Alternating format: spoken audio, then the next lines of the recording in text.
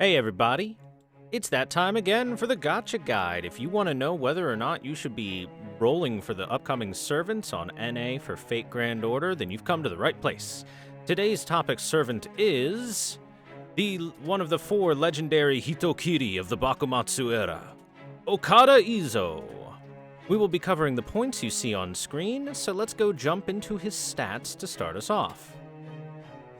Now, Izou is a bit of a special case, as he is a 3-star servant. Normally, we don't do 3-star servants here, but he's a limited, and won't be in the friend gacha, because Delightworks is evil.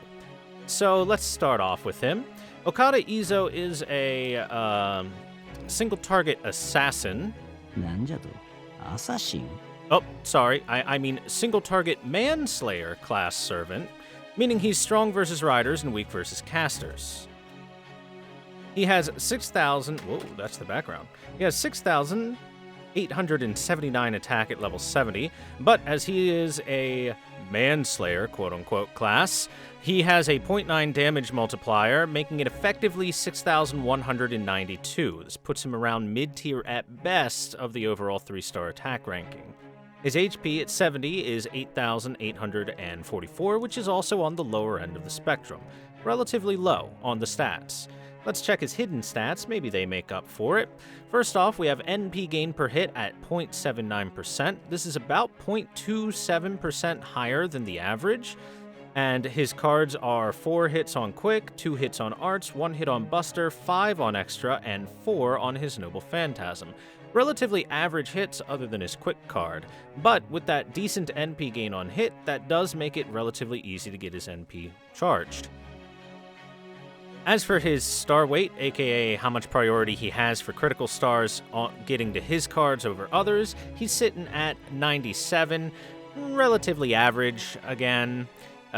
His star creation rate, on the other hand, is at 25%, which is nice and high, which allows him to at least make stars relatively easily. Now, moving on, let's check his deck and his Noble Phantasm. Okada Izou has 2 Quick cards, 2 Arts cards, and 1 Buster card, a non-standard 2-1-2 deck that focuses on Quick and Arts over the Buster. His Noble Phantasm, Shimatsuken, the Disposal Sword, or Settlement Sword in this one, is a single-target Arts Noble Phantasm that deals damage to 1 enemy, and increases his critical star generation for 3 turns, based on his overcharge, between 100% and 200%.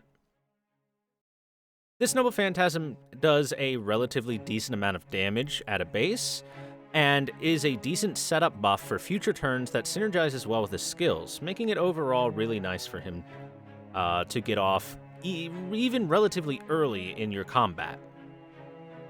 Next up, we have his lone passive. He has Presence Concealment A, as most assassins do, increasing his critical star drop rate by 10%. Not particularly amazing, but it's alright. Wait, actually, I think he's supposed to have Presence Concealment C. Well, oh well. Maybe I was wrong. Anyway, pretty decent for his 2 Quick cards and for his critical star generation to set up for his skills, which we'll move on to, and show that he has some decent critical setup. So first off, we have Manslayer. This skill is a 1-turn buff that increases his damage against humanoid enemies between 50 and 100%, along with increasing his critical strength between 20 and 30%, a really powerful 1-turn buff. It's absolutely huge that at maximum, when you're at maximum level, the minimum it will do is double his damage against every single servant in the game, with one exception of Summer BB, who will be coming out in this year's Summer Gacha. Along with every servant in the game, the following enemies are all humanoid enemies. So he has a wide variety of targets that he just does double damage to for a single turn, along with having a massive critical buff. This allows him to absolutely nuke enemies and turns him into a really powerful boss slayer. Now, up next, we have his second skill, Mind's Eye Fake, which, I mean, we've seen this a million times. 1 turn of Evade, 3 turns of critical strength up between 16 and 32%. 6-turn cooldown at maximum level, not terrible. Decent skill, simple but effective as we know from many other servants. And finally, his third skill is Fencing as Swift as a Falcon. This increases his critical star gather rate for one turn between 300 and 500%.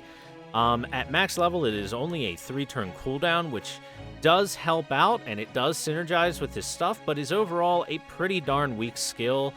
It's not only critical star gather, but it is also very weak in terms of how many stars it does gather. Pretty weak for the time being. So, what materials do we need to level up these skills?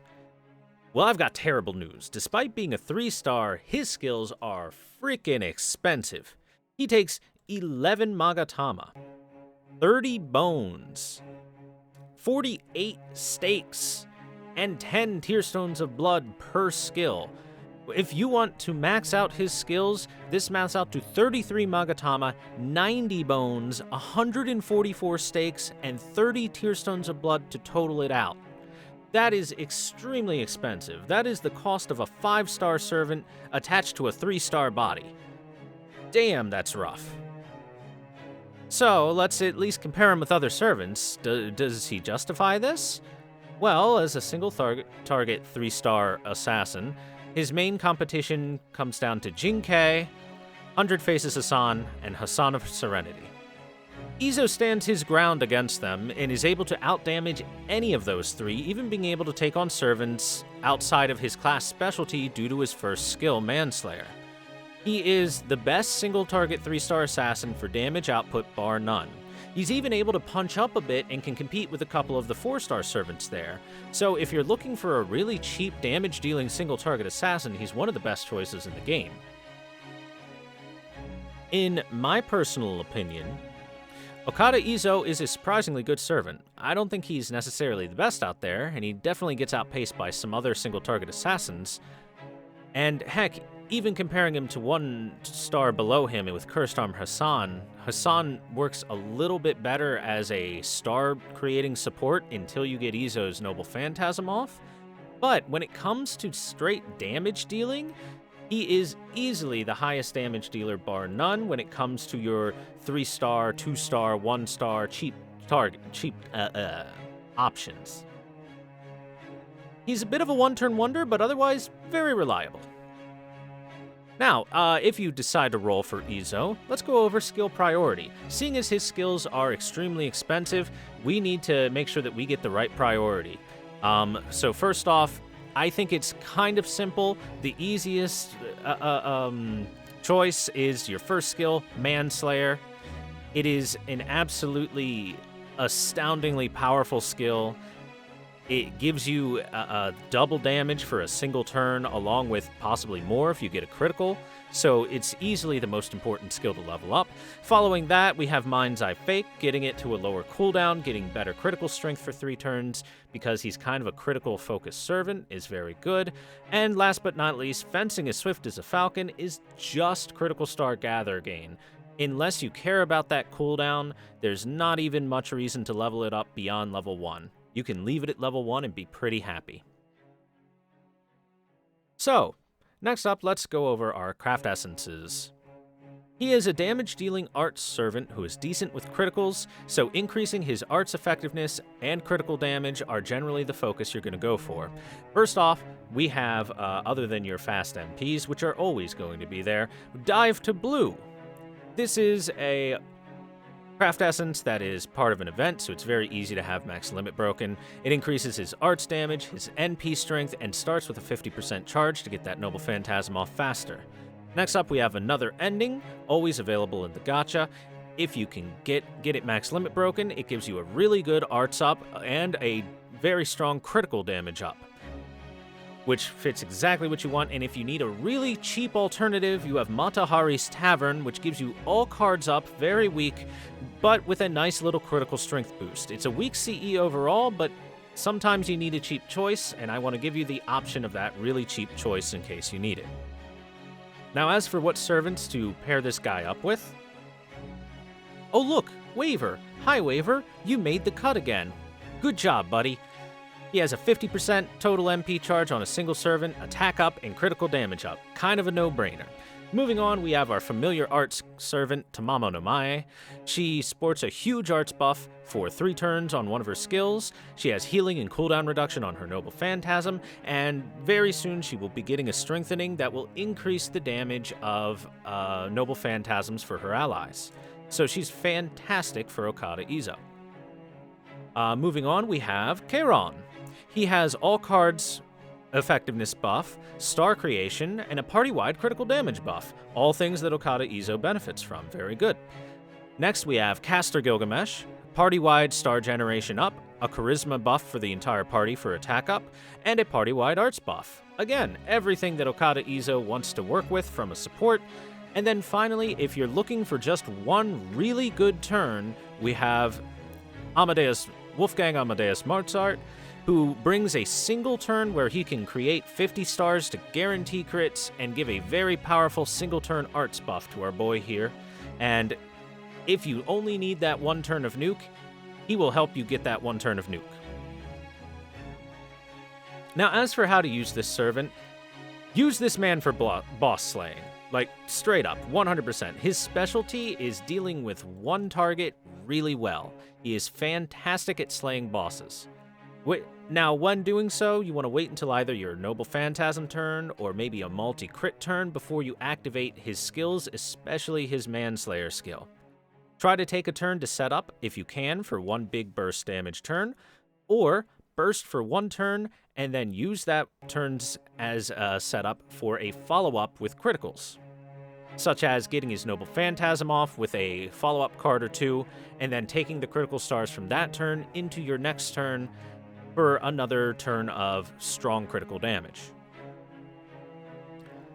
So Too Long Didn't Watch, this is a pretty good servant to roll for. Okada Izou is super cool. 100%. I approve. His damage for one turn is quite impressive. He's very easy to roll on this upcoming banner because he has 3-star rarity. You're almost guaranteed to get him on 1 or 2 rolls. He has very impressive damage despite his low cost and is able to put out good crits. Unfortunately, he's kind of a one-turn wonder, where he's truly powerful, and then after that he becomes relatively weak on average. But if you need one more good reason to roll for him, he has a thick boy accent. So